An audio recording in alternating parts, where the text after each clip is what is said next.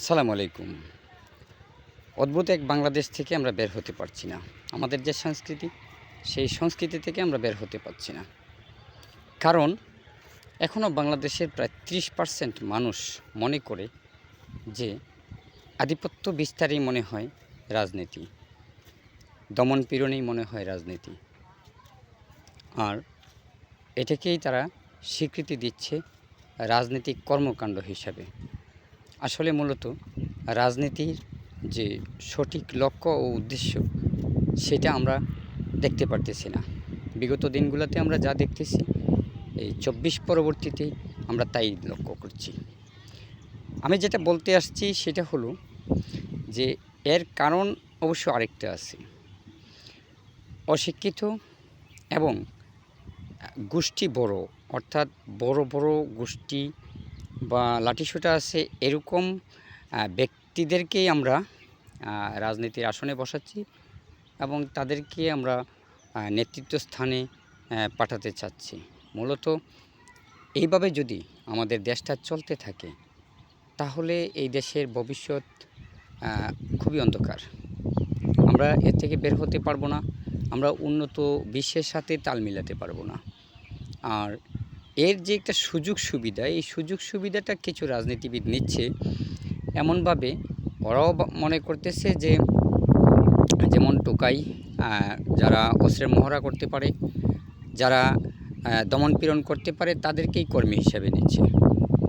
আমি দেশবাসীর প্রতি উদাত্ত আহ্বান করব, আপনারা একটু বিবেচনা করবেন, একটু খোঁজখবর নেবেন যে বাংলাদেশ জামায়াত ইসলামী কী ধরনের ক্রাইটেরিয়ার মধ্যে কর্মী নির্বাচন করে সেটা একটু বিবেচনা করবেন। বাংলাদেশ জামায়াত ইসলামী এমন লোককে তার কর্মী হিসাবে গ্রহণ করে যে সমস্ত লোক, যাদের আচার আচরণ, কথাবার্তা, চালচলন সব কিছুর মাধ্যমে এটা প্রমাণিত হয় যে আসলে জনগণের মধ্যে ভালোভাবে সম্পৃক্ত হতে পারলেই তাকে কর্মী হিসাবে গ্রহণ করা যায়। আপনারা খেয়াল করে দেখবেন জামায়াত ইসলামের যত কর্মী আছে, এই কর্মীরা তাদের উপরে অনেক ধরনের অপবাদ চালায় ঠিক, কিন্তু মূলত এই সমস্ত কর্মীদের উপরে এ ধরনের যে অত্যাচার, দমন-পীড়ন বা লাঠিসোঁটার মহড়া এগুলো আসলে নাই। আর এই দেশে আসলে আমরা এমন একটা নিজেরাও বলি অনেক সময় যে দুর্বল লোকেরা আসলে নেতৃত্ব স্থানে পৌঁছতে পারে না, ভদ্রলোকেরা নেতৃত্ব স্থানে পৌঁছতে পারে না। এর কারণ হলো সাধারণ কিছু মানুষ, অর্থাৎ ৩০% মানুষ, ৩০% মানুষ কিন্তু কম না, এই ৩০% মানুষ তাদেরকে ভালোভাবে গ্রহণ করতেছে না। কেন গ্রহণ করতেছে না? তাদের পাওয়ার নাই, তাদের লাঠিসোঁটা নাই, তারা শক্তির মহড়া দিতে পারে না। তারা কিভাবে টিকবে? তারা টিকতে পারবে না, কারণ আমাদের দেশের সংস্কৃতি হলো এটাই যে যদি লাঠিসোঁটার পাওয়ার থাকে, অস্ত্রের পাওয়ার থাকে, পেশিশক্তি থাকে, তাহলেই সে রাজনীতি করতে পারবে, তাহলেই সে সমাজে নেতৃত্ব দিতে পারবে। আমরা এই সংস্কৃতি থেকে আসলে বের হতে পারবো না।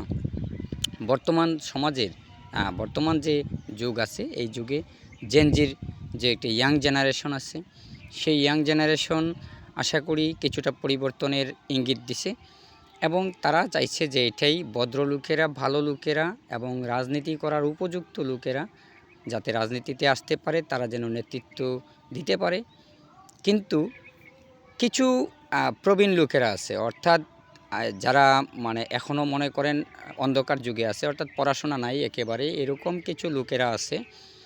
তো এদেরকে আসলে অন্ধকার যুগের মানুষ বানিয়ে রাখা হয়েছিল আগে, কারণ রাজনীতিবিদদের একটা স্বার্থ ছিল এদেরকে অশিক্ষিত করে রাখা, এদেরকে মানে পিছিয়ে রাখা। যেমন আগেকার জমিদাররা কিছু মানুষকে মুচি মেতর এগুলা না রাখলে ভাবতো যে এই সমস্ত কাজগুলা করবে কে, ওদেরকে যদি একটু ডেভেলপ করি তাহলে এই সমস্ত কাজগুলা করবে কে। এই ধরনের চিন্তা চেতনার মতোই আমাদের এই যে বিগত ৫৪ বছরের রাজনীতিতে এটাই ছিল যে যদি এদেরকে শিক্ষিত করে রাখা হয়, এদেরকে ডেভেলপ করা হয়, তাহলে আমরা তো রাজনীতি করতে পারবো না। আমাদের পিছনে মিছিল করবে কে, আমাদের পা ছাড়বে কে? তো আসলে এটা এখনকার যুগের যে ইয়াং জেনারেশন তারা বুঝতেছে ঠিকই, কিন্তু এই যে এখনও 30% মতো কিছু মানুষ আছে যারা এখনও এটা বুঝতেছে না। আমরা সবাই মিলে যদি চেষ্টা করি আমরা হয়তো তাদেরকে বুঝাতে পারবো যে আসলে এটা সংস্কৃতি না, এটা একটা অপসংস্কৃতি। হ্যাঁ, এটা থেকে আমরা বের হতে হবে। সুন্দর একটা বাংলাদেশ আমাদের পরবর্তী প্রজন্মকে উপহার দিতে হবে। হ্যাঁ, এটাই হোক আমাদের শপথ এবং এটাই হোক আমাদের একমাত্র চেতনা। আমরা এই যে ৭১-২৪ এগুলো নিয়ে যে বিতর্ক আছে সেই বিতর্ক থেকে আমরা বের হতে হবে। কারণ ৭১-এ আমরা একটা মানচিত্র পেয়েছি, এটা অস্বীকার করার কিছুই নাই। যারা অনেকে বলেন না হা ভোট দিলে ৭১-কে অস্বীকার করা হবে, আসলে নিছক এদের যে যোগ্যতা, এদের শিক্ষাগত যোগ্যতা দেখবেন, এদের বংশগত যোগ্যতাও দেখবেন, এদের ব্যক্তিগত যোগ্যতাও দেখবেন, এদের ব্যক্তিত্বটা কতটুকু, আর আসলে এরা মূর্খ কিনা সেটাও দেখবেন।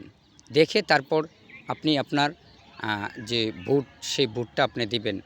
কারণ কোথাও লেখা নাই হা ভোট দিলে ৭১-কে অস্বীকার করা হবে। একমাত্র ওই সমস্ত লোকেরাই হা ভোটের বিরোধিতা করতেছে,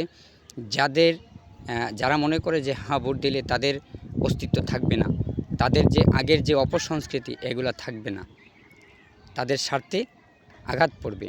তারাই শুধু মিথ্যা প্রপাগান্ডা ছড়িয়ে তারা হা ভোটের বিপক্ষে একটা অবস্থান নিছে।